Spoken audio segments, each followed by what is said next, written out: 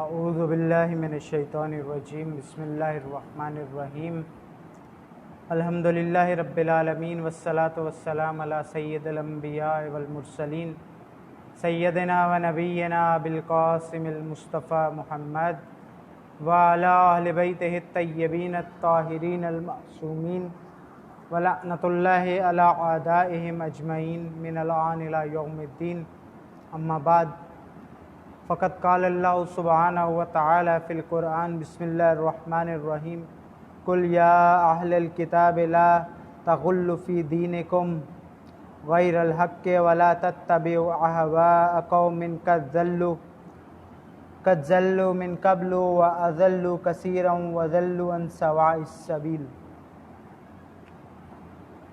مومنین کرام، آپ سب کی خدمت میں موجودہ عصر حاضر کے ایک عظیم فتنے کے حوالے سے کچھ معروضات پیش کرنے کے لیے حاضر ہوئے ہیں۔ وہ فتنہ جو آج سر اٹھا چکا ہے، وہ فتنہ جو اپنے جنین کے مرحلے سے نکلنے کے لیے بےتاب ہے، وہ فتنہ جو تشیع کے لیے ایک سرطان کی مانند ہے، یعنی غالیت، نصیریت، متفوضہ اور اسی جیسے گمراہ کن عقائد رکھنے والے لوگ، خصوصاً اس گروہ کے سرکردہ افراد جو 6 جولائی کو لاہور میں ایک اجتماع کرنے جا رہے ہیں، ایک ایسا اجتماع جس کے لیے بلا شک و شبہ اجتماع ضرار کی اصطلاح استعمال کی جا سکتی ہے۔ جو انہوں نے اپنا منشور پیش کیا، جو ان کے نظریات ہیں، جو ان کے عقائد ہیں، وہ واضح ہیں کافی حد تک۔ اب ان کو تھوڑا تحلیل کرنے کی ضرورت ہے تاکہ مومنین جان سکے کہ یہ اشخاص جو اپنے آپ کو شیعہ کہہ رہے ہیں، یہ جو تشیع کا نام لے کر تشیع کے درمیان آ رہے ہیں، یہ جو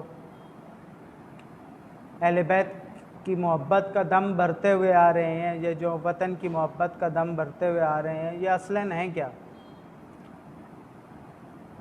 یہ گروہ مضلین، یہ گمراہ لوگوں کا ٹولہ،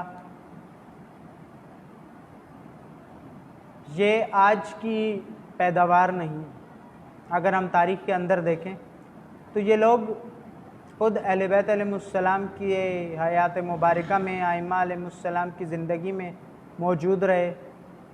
ان لوگوں نے بہت سے فتنے برپا کیے، یعنی وہ گروہ جو اہل بیت کی زندگی میں اہل بیت کے پاس آ کر یہ کہتے رہے کہ ہم یہ ایمان رکھتے ہیں، معاذ اللہ ثم معاذ اللہ، کہ آپ خدا ہیں، آپ رب ہیں، آپ رازق ہیں، آپ خالق ہیں وغیرہ۔ اور اہل بیت علیہ السلام نے ہمیشہ نفرین کی ان پر، ان سے لا تعلقی کا اظہار کیا، ان کو سزائیں دیں، سزائے موت دی، ان پر لعنت کی خود ائمہ اہل بیت علیہ السلام نے۔ تو یہاں جو پہلی چیز کہ ان کے اہداف کیا ہیں، یہ بنے کیسے؟ ایسا نہیں ہے کہ کچھ لوگ محبت اہل بیت میں حد سے بڑھ گئے، کیونکہ محبت اہل بیت میں حد سے بڑھنے کا مطلب ہے کہ آپ واقعتاً بہت شدید محبت کرتے ہیں، اندھی محبت نا۔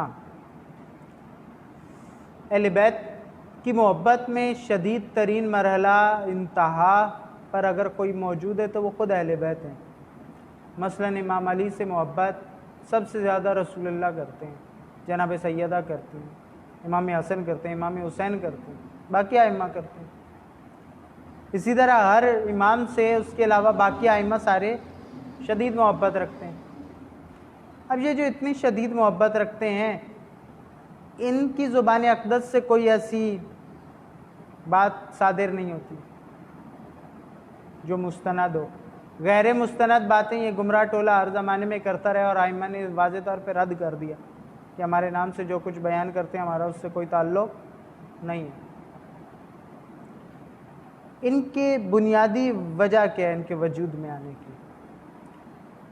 دراصل تشیع وہ واحد مکتب ہے اسلام کے اندر جو اسلام کا پرچمدار بھی ہے، اسلام کا سالار بھی ہے، اور اسلام کی خالص ترین تعلیمات کا محافظ مکتب بھی ہے.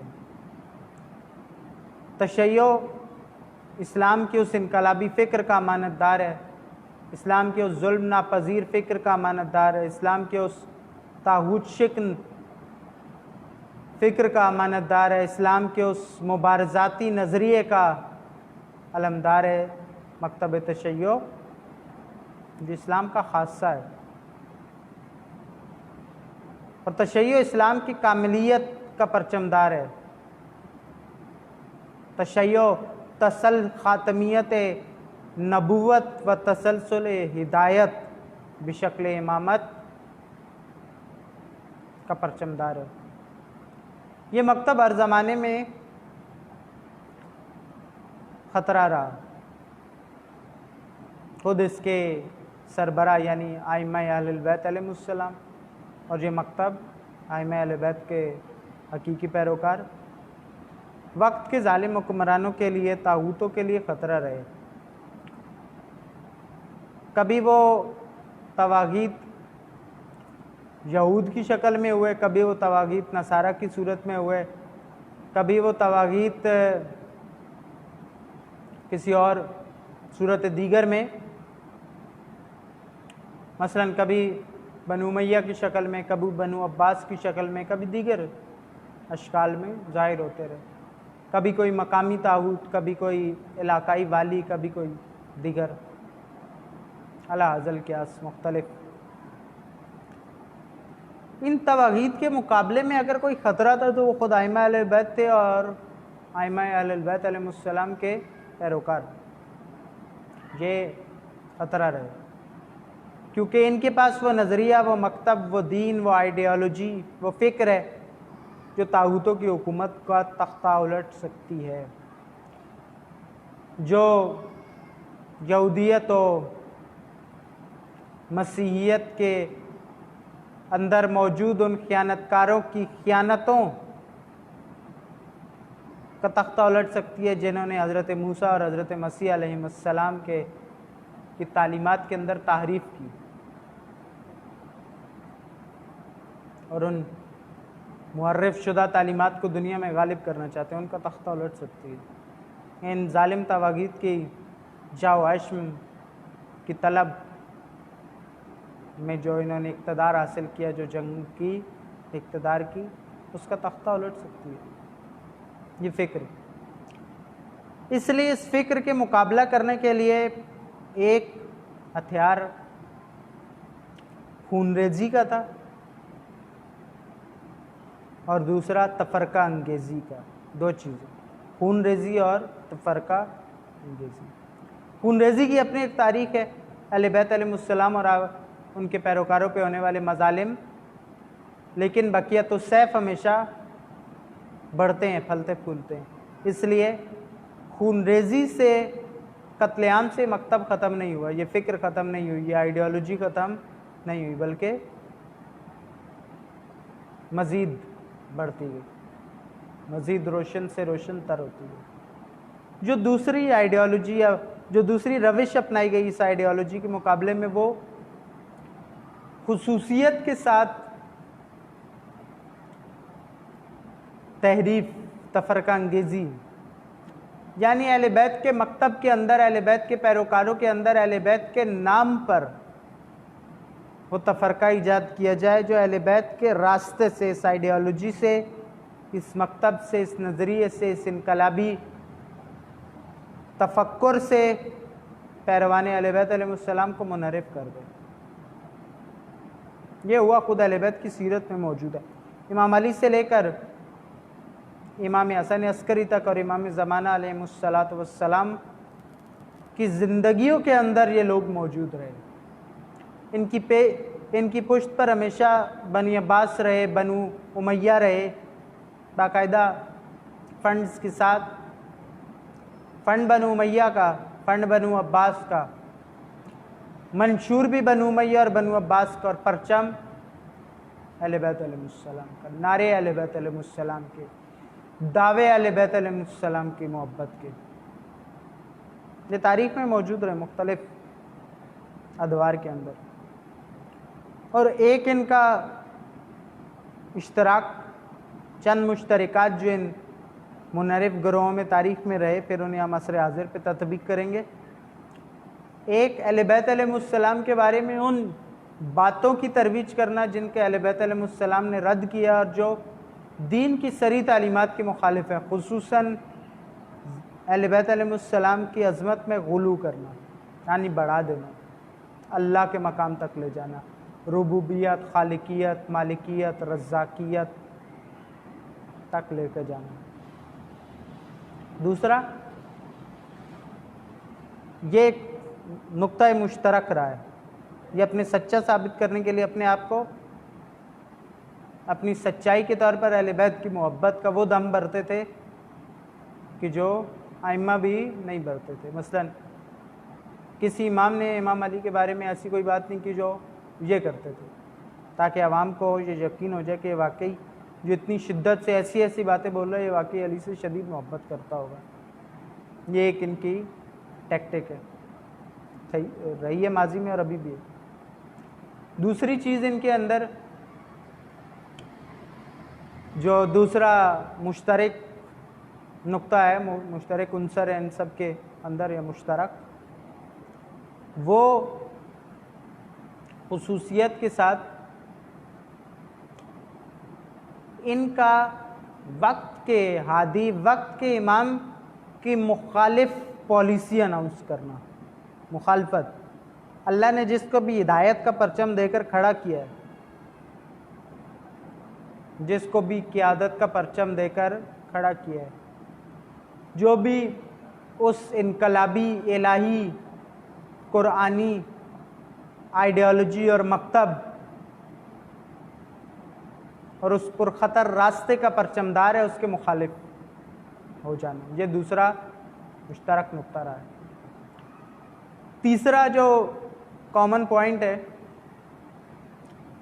وہ یہ ہے کہ مستقبل کی آئیڈیالوجی کا نام ایز اے ٹول استعمال کرنا آج کے لیے، آج کے لوگوں کو وقت کے ہادی کے مقابلے میں لانے کے لیے اس وقت تشیع کے مکتب کی پرچمداری اور اس انقلابی فکر کی زمام جس کے پاس ہے اس سے دور کرنے کے لیے مستقبل کی آئیڈیالوجی کا نام استعمال کرنا. مستقبل کی آئیڈیالوجی یعنی مادویت کا، یہ ہمیشہ انہوں نے کیا.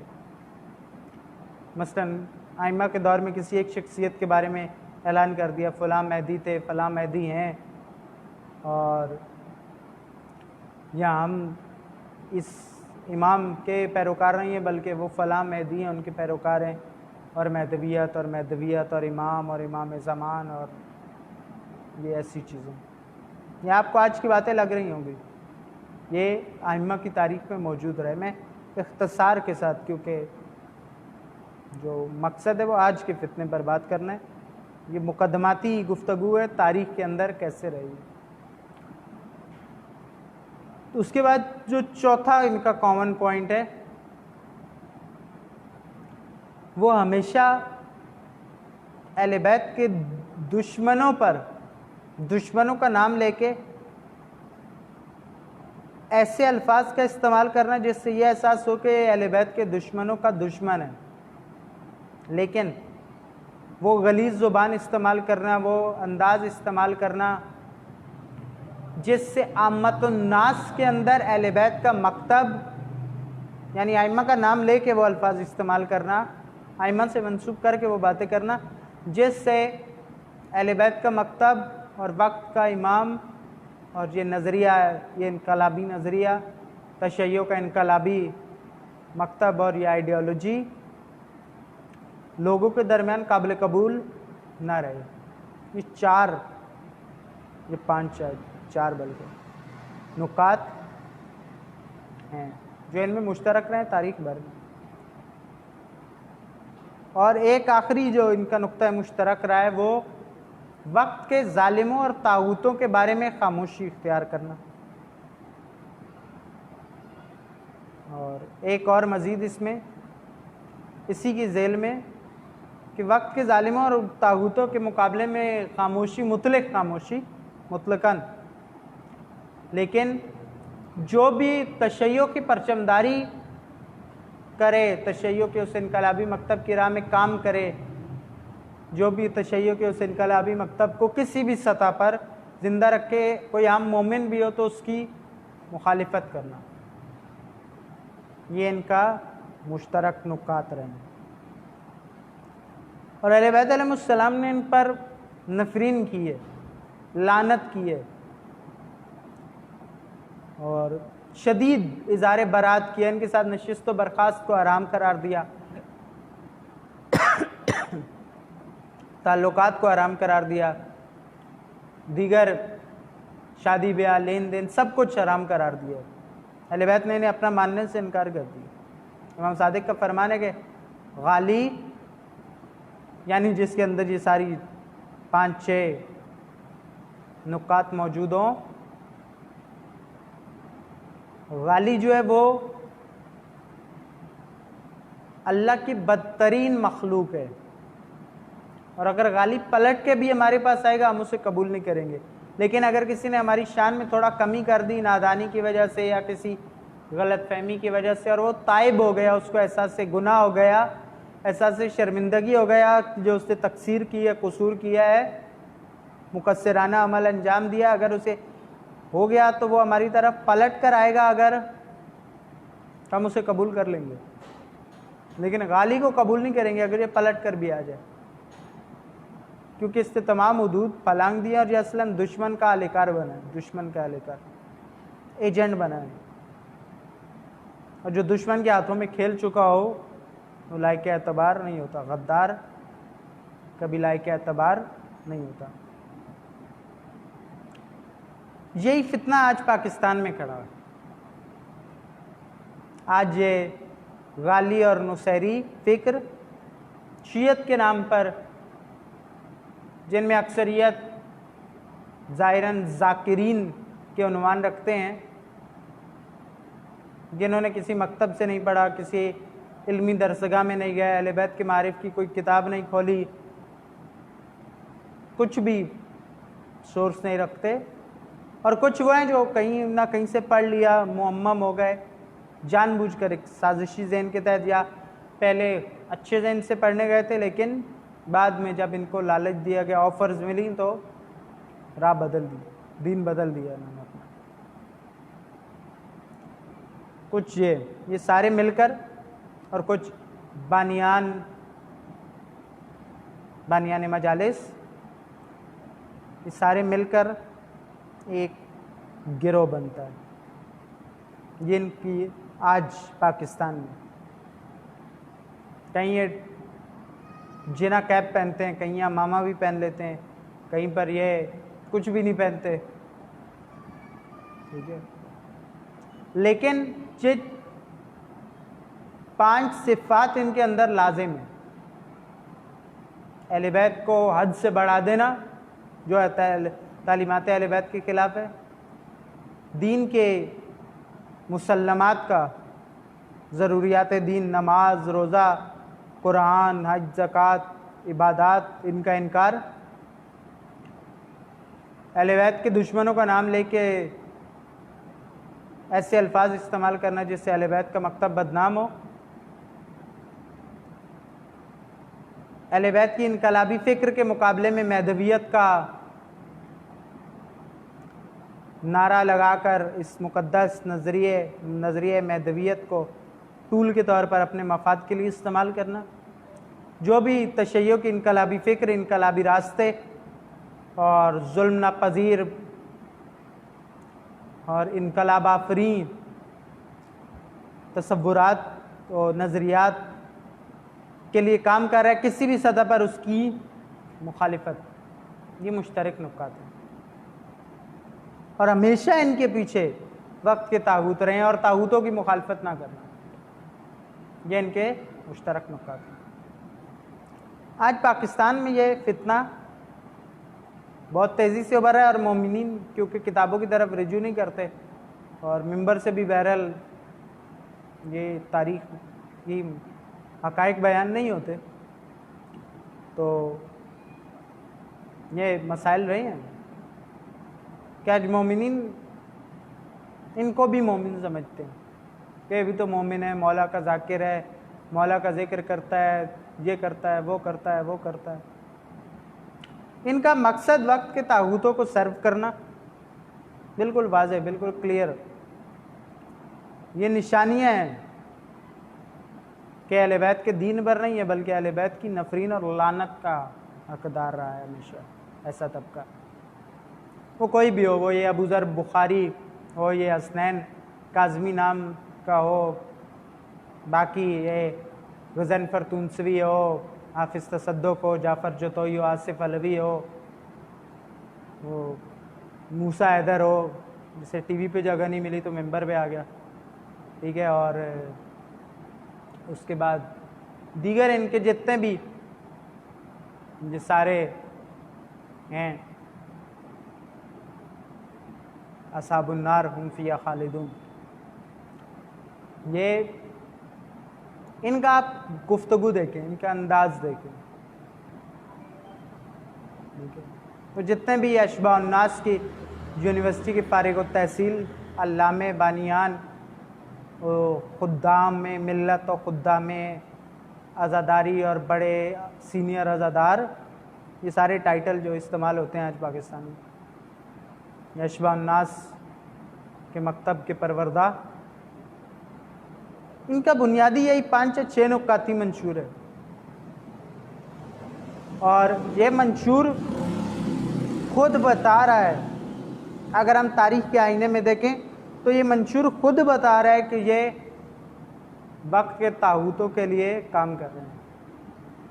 آج یہ اہل بیت کی محبت کا شدت سے نعرہ لگاتے ہیں، شدید ترین نعرے بازی اہل بیت کی محبت میں، اہل بیت کو رب قرار دے دینا، اللہ قرار دے دینا، نعوذ باللہ خالق قرار دے دینا، مالک، رازق، سب کچھ قرار دے دینا، معاذ اللہ تعالی اللہ کو چھوٹا کر دینا اہل بیت سے،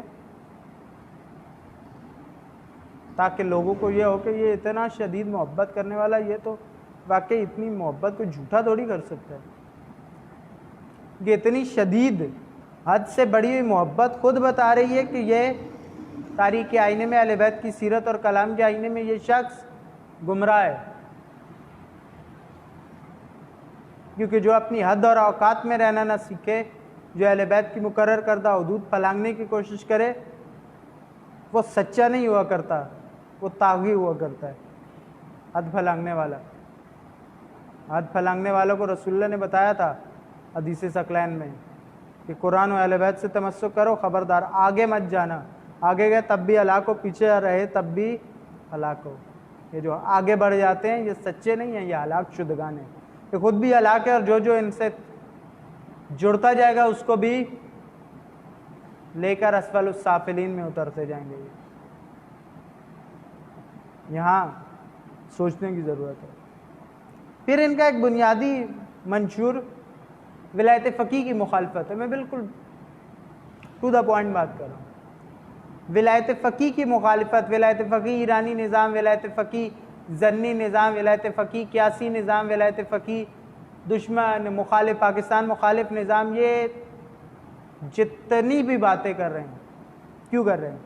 ولایت فقیہ نے ان کا بگاڑا گیا ہے، یہ دیکھیے، بہت آسان ہے نتیجہ نکالنا، آپ کو بات سمجھنا بہت آسان ہو جائے گا۔ بھئی تم اتنے ولایت فقیہ کے مخالف ہو، ولایت فقیہ نے تمہارا بگاڑا کیا ہے یہ تو بتاؤ ذرا۔ تمہاری بھینسیں چرا لی ہوں، تمہاری امام بارگاہوں پہ قبضے کر لیے ہوں، تمہارے گھر سے راشن لے کر چلے گئے ہوں، آئے ہوں اور تمہیں کوئی زد و کوب کیا ہو، تم پر کوئی حملہ کیا ہو، کچھ کیا ہو، کیا ہوا کیا؟ یہ ولایت فقیہ پر اتنے حساس کیوں ہیں؟ اس بات کو سمجھیے. انسان تب حساس ہوتا ہے نا کہ جب اس کا کوئی نقصان ہو. کسی کی مخالفت ہم ایسے ہی تو نہیں کریں گے. جب ہمارا کوئی اختلاف ہو تب کریں گے، جب ہمارا کوئی نقصان ہو رہا. یہ ولایت فقیہ کے مقابلے میں نعرہ لے کر آئے ولایت علی کا. یعنی ان کی نظر میں ولایت فقیہ دراصل ولایت علی کی مخالفت ہے. جیسے ولایت فقیہ کے آنے سے ولایت علی نعوذ باللہ معطل ہو گئی. پہلی بات تو یہ ہے کہ بنو عباس آئے، بنو امیہ آئے، دیگر خلفاء آئے، حکام آئے، سلاطین آئے، امراء آئے، جو بھی آئے مسلم ممالک میں تاریخ میں، ان سب کے آنے سے ولایت علی یعنی نظام حکومت علوی، امامت کا نظام نافذ نہیں ہو سکا. امام اقتدار کی مسند تک نہیں پہنچ سکا، لیکن وہ نظام موجود رہا. ان کا کیا مسئلہ ہے؟ ان کے یہاں ولایت علی یہ نہیں ہے کہ ولایت علی سے مراد نظام ولایت ہے اور یہ کہ خود ائمہ کی ولایت کا نظام نافذ ہونا چاہیے اور اس کے مقابلے میں فقیہ آ گیا اور فقیہ نے مسند اقتدار پر ذمہ داری سنبھال لی امام عصر کی نیابت میں. نہ، کہ خود ان کے اپنے دعویٰ کہ ہمارا تعلق فقر سے ہے. فقر کیا ہے یہ خود انہیں بھی نہیں معلوم. فقر چلا، فقر یہ، فقر وہ، فقر وہ. پہلے کہتے تھے ہم اجتہاد کے قائل نہیں ہیں، ہم مجتہدین کے قائل نہیں ہیں. ابھی مجتہدین کے قائل ہو گئے ہیں. ان کا سندھ کا جو ملعون انسان ہے، بہرحال نام اس کا میرے ذہن سے اتر گیا، جانی شاہ یا ایسے کچھ کر کے عجیب سا نام ہے اس کا. اس کا نام بھی انسانوں والا نہیں ہے، کوئی دینی نام نہیں ہے لوگوں میں جو معروف ہے، کیونکہ لوگوں میں معروف بھی اس کا عجیب و غریب نام ہے. اس نے کہا ہے، ویڈیو موجود ہے اس کی، کہ وہ ہمارا مجتہد، ہمارا آیت اللہ، ہمارا مرجع تقلید لال شہباز قلندر ہیں، شاہ عبداللطیف بھٹائی ہیں رحمۃ اللہ علیہ. یہ اب ان کا نام بھی استعمال، ان کو بھی بیچ میں اپنی اس منحوس سازش میں ان کے مقدس ناموں کو محترم صوفیہ کو بھی استعمال کرنا شروع کر دیا. صوفیات سلسلہ تصوف ایک الگ موضوع ہے، لیکن انہوں نے استعمال کیا. یعنی پہلے یہ تقلید کے قائل نہیں تھے. کہتے ہیں اب ہم تقلید کرتے ہیں مگر قلندر کی تقلید. کس کی؟ قلندر کی، لال شہباز قلندر کی تقلید کرتے ہیں، شاہ عبداللطیف بھٹائی کی. وہ ان کو خود تقلید کا معنی بھی نہیں معلوم. یہ جو مجتہدین کے مخالف ہیں، تقلید کے مخالف ہیں. کیوں مخالف ہیں؟ مثلا یہ شیخ مفید کو برا کہتے ہیں، شیخ صدوق کو برا کہتے ہیں، دیگر صاحب جواہر الکلام کو برا کہتے ہیں، شیخ مرتضیٰ انصاری کو برا کہتے ہیں، آغا بہجت کو برا کہتے ہیں، آغا سیستانی کو برا کہتے ہیں، رہبر معظم کو، امام خمینی، ان سے تو خصوصی دشمنی ہے. یہ ان جاہلوں کو تقلید کا مطلب تک نہیں معلوم کہ اگر یہ لال شہباز قلندر کی تقلید کرتے ہیں تو لال شہباز قلندر نے دین کے کوئی احکامات پر کوئی رسالہ عملیہ جاری کیا ہے، یا کوئی وہ اعلامی ذریعے سے ابھی بھی کوئی مثلا کسی کو جو بھی نماز کے مسائل ہیں، روزے کے مسائل ہیں، حج کے مسائل ہیں، دیگر مسائل ہیں دین کے، مثلا نکاح کے مسائل، طلاق کے مسائل، دیگر چھوٹے چھوٹے مسائل بھی، یہ لال شہباز قلندر سے جا کر پوچھیں گے اور پھر ان کو وہ بتائیں گے دین اس بارے میں یہ کہتا ہے، یا انہوں نے پہلے سے کوئی رسالہ عملیہ جاری کیا ہوا. نہ، ایسا کچھ بھی نہیں ہے. لال شہباز قلندر سے منسوب کتابیں بھی ان چیزوں پر مشتمل نہیں ہیں. وہ شاعری و تصوف کی تعلیمات، دیگر چیزیں، ان کا مکتب ہے تصوف کا الگ مکتب. اب یہ ایک عجیب قسم کی تقلید ہے ان کی. یہاں تک تو آ گیا کہ تقلید ہونی چاہیے. یہ بھی بہرحال اب آپ یہاں دیکھیں کہ ساتھ ہی انہوں نے، کیونکہ انہیں معلوم تھا کہ یہ سوال کھڑا ہوگا، اس لیے ضروریات دین کا بھی انکار کر دیا انہوں نے. یعنی دین کلن علی کا نام لے کے غلو کرو، حسین کا نام لے کے تبرہ کرو، عزاداری میں. تبرہ سے مراد ان کا والا، یعنی دوسروں کے مقدسات کو اہل بیت کا نام لے کر ان الفاظ سے جن سے اہل بیت کے نظریاتی اختلاف بھی رہا ہے، ان الفاظ سے مخاطب کرو، وہ الفاظ بولو جو جن سے اہل بیت کا مکتب بدنام ہو، تشیع بدنام ہو. آپ دیکھیں اہل سنت کے جن علماء نے یا ناصبی علماء نے جن کو تشیع کے خلاف جو کچھ بھی بولتے ہیں، وہ ویڈیو کن کی دکھاتے ہیں، نہیں کی دکھاتے ہیں، کہتے ہیں یہ شیعہ ہیں. یہ شیعہ نہیں ہیں، ان سے بھی عرض ہے، یہ کسی صورت بھی شیعہ نہیں ہے، یہ نجس مشرک ہیں. تشیع سے ان کا کوئی تعلق نہیں. جس جگہ یہ بیٹھ جائیں وہ جگہ بھی پاک کرنا واجب ہے. ان سے ہاتھ میں لانے کے بعد ان کا گیلا ہاتھ لگ گیا تو ہاتھ کو بھی پاک کرنا پڑے گا. ان کے کھائے پیے ہوئے برتن میں کھا پی بھی نہیں سکتے. اہل بیت کی تعلیمات ہیں، جنہیں ہو دلچسپی وہ آیت اللہ سید کمال الحیدری دامہ ظلہ العالی، عراق کے ایک بزرگ مصنف اور مجتہد ہیں، ان کی ایک کتاب ہے غلو اور اس کی اقسام، اردو میں ترجمہ ہو چکی ہے، اس کی طرف رجوع کر لیں. اس کے علاوہ بھی کتابوں میں یہ کتاب اسی موضوع پر ہے، آپ کو معلوم ہو جائے گا. اب آپ دیکھیں یہ ان کا عجیب ضروریات دین کا بھی انکار. یہ فتنہ تشیع کے اندر تحریف ایجاد کرنے کے لیے، تشیع کو راہ امامت، راہ ولایت سے منحرف کرنے کے لیے انحراف ایجاد کرنا ہے. اور یہاں مومنین کو بصیرت کی ضرورت ہے. ان فتنہ بازوں کو آپ مومن کہہ کر نیگلیکٹ نہیں کر سکتے کہ یہ بھی اپنے مومن ہیں، انہیں بھی ساتھ لے کر چلو. ان کا مکمل بائیکاٹ ہونا ضروری ہے، لا تعلقی ہونا ضروری ہے. ان سے تعلقات ختم کرنا اعلانیہ. علماء، خطباء، بزرگان، اکابرین، بانیان جو اپنے آپ کو شیعہ اثناعشری اور اہل بیت علیہ السلام کے مکتب کا پیروکار سمجھتے ہیں، قرآن و اہل بیت کی تعلیمات کا پابند سمجھتے ہیں، ضروری ہے ان کے لیے.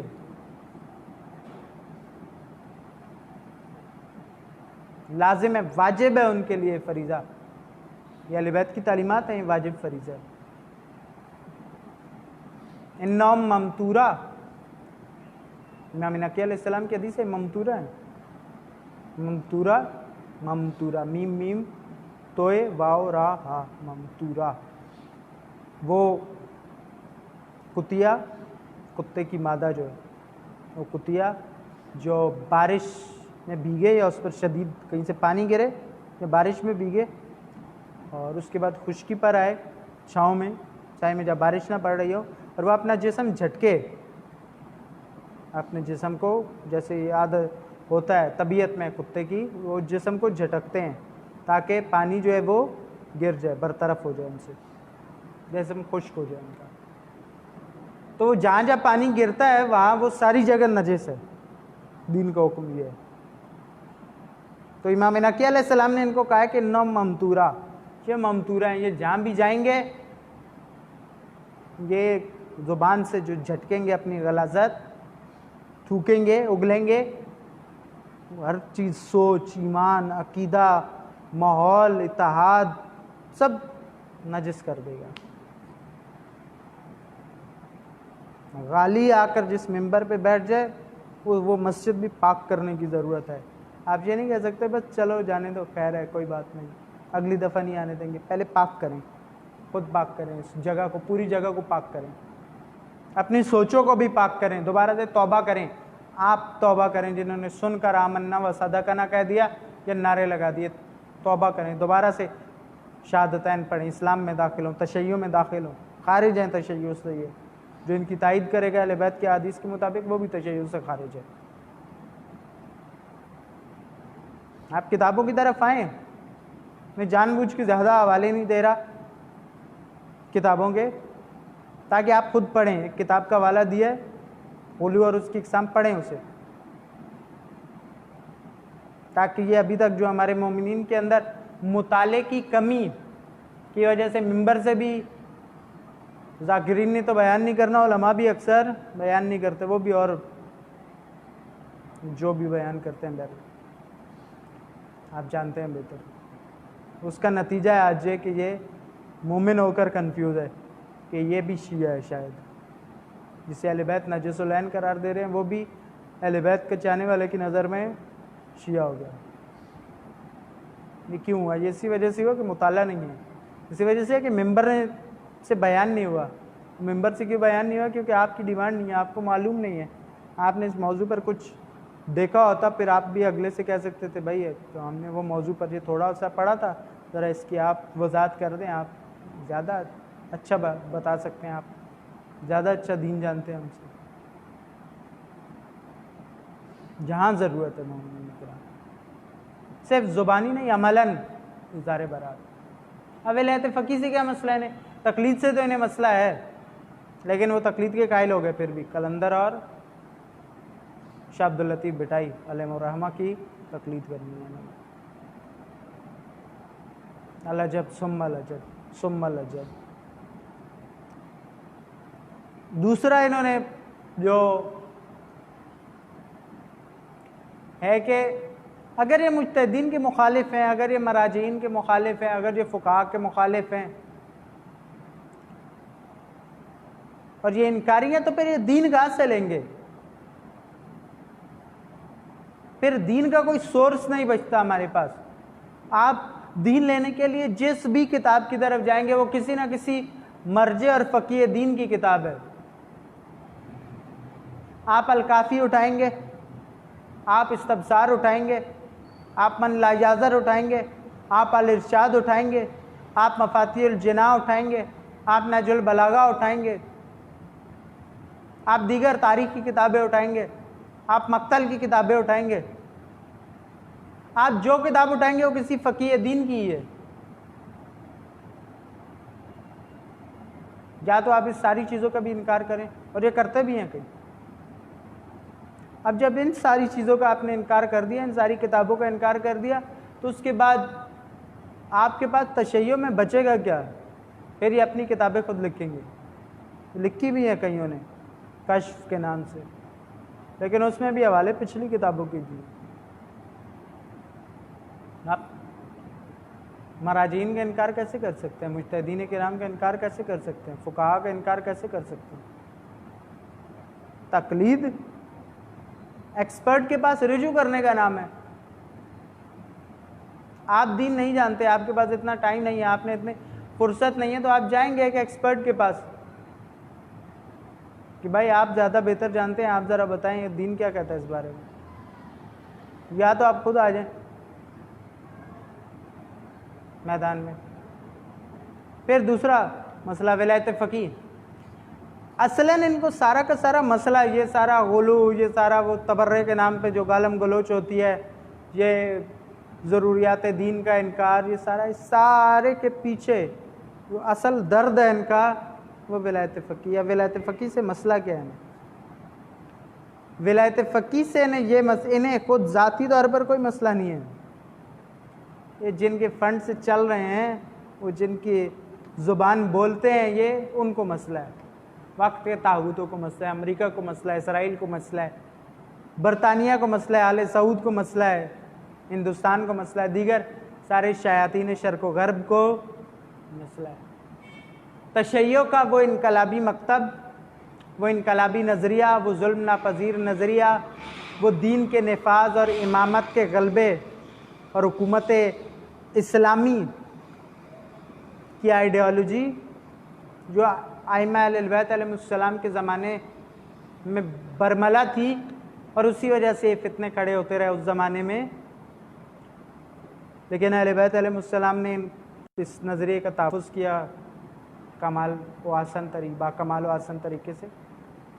یہ غیبت کبریٰ کے بعد آہستہ آہستہ یہ آئیڈیالوجی ایسی فتنوں کی وجہ سے اور دیگر بہت ساری مصلحتوں کی وجہ سے بہرحال دب گئی،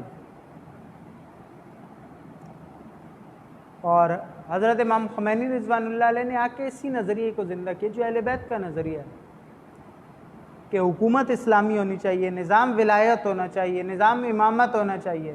اگر امام معصوم موجود ہے تو ان کی حکومت ہوگی، اگر وہ نہیں ہے تو ان کی بتائے ہوئے احادیث کے اندر جو شرائط موجود ہیں جس فقی کے اندر، اس جامع و شرائط فقی نائب امام کے طور پر نیابت امام میں حکومت کرے گا۔ لیکن کسی طاغوت، کسی ظالم، کسی فاسق، کسی فاجر کی حکومت قبول نہیں ہے۔ اور یہ نظریہ ایک ملک کے لیے نہیں بلکہ جہاں تک نور اسلام موجود ہے، نور توحید موجود ہے، وہاں پر ہوگا، وہاں تک جائے گا یہ بات، کیونکہ امام نے بھی آ کر پوری دنیا پہ حکومت قائم کرنا ہے۔ تو جہاں تک اقتدار اعلیٰ خداوند تعالی ہے، یعنی اس پوری زمین پر، وہاں کے لیے معصوم موجود ہوں تو معصوم کی حکومت جو ہوگی امام یاسر کی حکومت کی شکل میں، اور معصوم غیبت میں ہو تو نائب امام کی حکومت۔ یہ کیونکہ دین کا واضح موقف ہے، جلد یا بدیر عوام کی بیداری اور شعور جتنا ہو تدریجاً یہ کام ہوگا، مگر یہ نظریہ طواغیت جہان جو اپنی شیطانی نظریات کو پوری دنیا پہ غالب کرنا چاہتے ہیں، ان کے لیے سامان موت ہے۔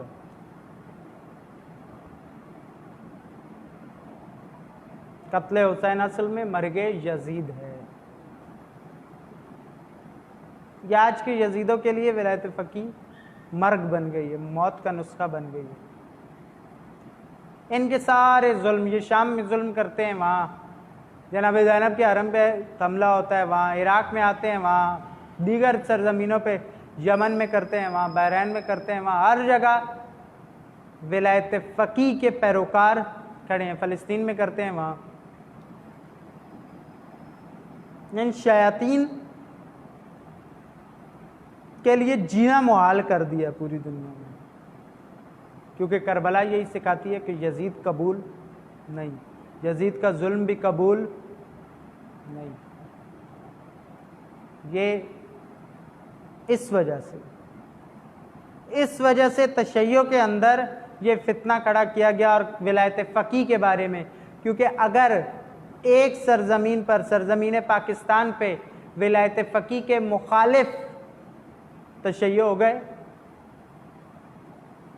تو اس کا مطلب ہے کہ ظالموں کے لیے ایک فرنٹ لائن بن گئی، ایک مورچہ بن گیا۔ یہاں فقی کی ولایت کے انکار کا مطلب کیا ہے؟ یعنی یزید کی ولایت کا اقرار۔ یہاں امیر المومنین کی ولایت کا مسئلہ نہیں ہے۔ نافذ کیا ہے؟ ایک نافذ ایک ہے موجود، دوسری بھی موجود ہے۔ فقی کی ولایت بھی موجود ہے، اس کے مقابلے میں طاغوت اور امریکہ کی ولایت بھی موجود ہے۔ اب دونوں میں سے کون سی؟ کیونکہ امام تو ابھی غیبت میں ہے۔ فی الوقت دور حاضر میں کون سی ولایت کے تحت چلو گے؟ ایک کے تحت چلو گے؟ جی نہیں، دوسری تو دوسری کے تحت چلو۔ لیکن اگر ایک کے تحت چلو گے تو پھر دوسری کا انکار ہے۔ اگر فقی کی ولایت کا اقرار ہے، ولایت یعنی حاکمیت، حکومت، تو آپ کو دوسری طرف اس کا طاغوت کی ولایت کا، طاغوتی حکومت تو طاغوتی نظام کا انکار کرنا پڑے گا۔ لیکن اگر آپ فقی کی ولایت کا انکار کرتے ہیں تو اس کا مطلب واضح طور پر یہ ہے کہ آپ طاغوت کی حمایت کر رہے ہیں، آپ یزیدان زمان کی حمایت کر رہے ہیں۔ آپ کے پاس دو ہی آپشن ہے، تیسرا آپشن نہیں ہے۔ ولایت علی ٹول کے طور پر استعمال ہو رہی ہے، جیسے ہمارے آج نے صفین میں قرآن نیزے پر اٹھائے تھے، اس وقت صامت قرآن نیزے پر اٹھایا گیا امامت و ولایت کے مقابلے میں۔ آج امامت و ولایت اور ولایت فقی کے مقابلے میں قرآن ناطق کا نام استعمال کیا جا رہا ہے۔ آج علی ولی اللہ کو نیزوں پر اٹھا لیا جائے۔ اس وقت جو بے بصیرت لوگوں نے جو علی کے لشکر میں تھے، جو نادانی کا مظاہرہ کر کے علی علیہ السلام کو خون کے آنسو رلائے، آج مومنین پاکستان، علماء پاکستان، خطباء پاکستان، متدینین پاکستان، مومنات پاکستان، آپ سب کی ذمہ داری ہے کہ آج امام یاسر خدا نخواستہ کہیں ایسا نہ ہو، والعیاذ باللہ، کہ ہماری وجہ سے خون کے آنسو ہیں. ایسا نہ ہو، کیونکہ فقیہ کی ولایت کے انکار کا مطلب ہے آپ امام کی ولایت کے لیے جو دروازہ کھلا ہے امام کے ظہور کے لیے آپ وہ بند کرنا چاہتے ہیں. اب امریکہ کے ولایت کے نفاذ طاغوتی نظام کے تحت تو امام کا ظہور نہیں ہونا. امام کا ظہور تسلسل ہے، نتیجہ ہے. ولایت و امامت کا نتیجہ ہے مہدویت. ولایت امریکیہ یا ولایت طاغوتی کا نتیجہ تو نہیں ہے.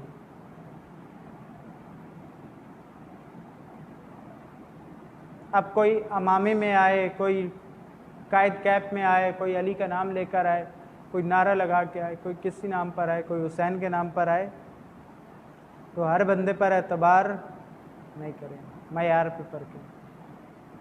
آج ولایت فقیہ تشیع کے اس خالص مکتب، قرآن کے ان خالص تعلیمات، اسلام کے اس خالص نظریے کی پرچمدار ہے. اور یہ پرچم امام یاسر کے ہاتھوں میں یہیں سے جائے گا. آج ولایت فقیہ کی مخالفت کا مطلب امام زمان کے ظہور کی مخالفت ہے. یہ بات یاد رکھیے گا. اور یہاں ہمیں سوچنا ہے، ان کی مخالفت کرنی ہے. 6 جولائی یہ کیوں 6 جولائی کیوں ہے، اور پاکستان میں ان کے تفصیلی مقاصد کیا ہیں، بہرحال اس پر انشاءاللہ ہم کل گفتگو کریں گے. لیکن یہاں صرف اتنا کہ عمل سے زندگی بنتی ہے، جنت بھی جہنم بھی. تو عملی میدان میں مخالفت کریں. اگر 6 جولائی کو یہ اجتماع ہوتا ہے اور یہ کامیاب ہو جاتا ہے، جو نہیں ہوگا کیونکہ اللہ تعالیٰ کا وعدہ ہے کہ اگر مومنین ہمت کریں گے تو خدا ان فتنوں کو سرنگوں کر دے گا. اگر مومنین ہاتھ پہ ہاتھ دھرے بیٹھے رہیں، ان اللہ لا یغیر ما بقوم لا یغیر بانفسہم. اقبال نے کہا تھا نا کہ خدا نے آج تک اس قوم کی حالت نہیں بدلی، نہ ہو جس کو خیال آپ اپنی حالت کے بدلنے کا. تو پھر کل آنے والے زمانے میں پاکستان میں تشیع کے لیے جینا مشکل ہو جائے گا. ہم اس پر بات کریں گے انشاءاللہ کل اگلے درس میں کہ مشکل ہو جائے گا پاکستان میں تشیع کے لیے جینا. تشیع کو ہوش کرنا. سب اپنے مومن نہیں ہیں، سب علی کے چاہنے والے نہیں ہیں، سب حسین کے عزادار نہیں ہیں. بصیرت کی آنکھ سے دیکھیں اور فتنوں کو فتنوں کی طرح ڈیل کریں. یہاں ایک اور سوچ ہے، وہ بھی انشاءاللہ ہم نیکسٹ لیکچر میں ڈسکس کریں گے. نہج البلاغہ کا ایک کوٹیشن استعمال کیا جاتا ہے، ایک حدیث کلمات کثار کی پہلی، کہ فتنوں کے مقابلے میں کیسا یہ رویہ اختیار کرو. اسے بھی کچھ ناعاقبت اندیش خاموشی کے لیے استعمال کرتے ہیں. انشاءاللہ ہم اس پر بھی کل بات کریں گے. لیکن سوچئے مومن، ایک طالب علمانہ، ایک برادرانہ، ایک مومنانہ گزارش ہے آپ سے، اپنے مکتب کا دفاع آج آپ پر واجب ہے. آج ولایت فقیہ کا دفاع دراصل ظہور امام کا دفاع ہے، اور ولایت فقیہ کی مخالفت پر خاموشی ظہور امام کے راستے میں آنے والی رکاوٹوں پر خاموشی ہے. اگر بن سلمان کی بات آپ کو یہ قبول نہیں کہ ہم امام کا ظہور نہیں ہونے دیں گے الیاذ باللہ، تو ان کی یہ بات، ان ملعونین کی یہ بات، ان ضالین کی یہ بات بھی ناقابل قبول ہونی چاہیے کہ ولایت فقیہ قبول نہیں ہے پاکستان میں. کیونکہ جسے ولایت فقیہ قبول نہیں ہے اسے ظہور امام قبول نہیں ہو سکتا. اس کے ساتھ ہی السلام علیکم ورحمۃ اللہ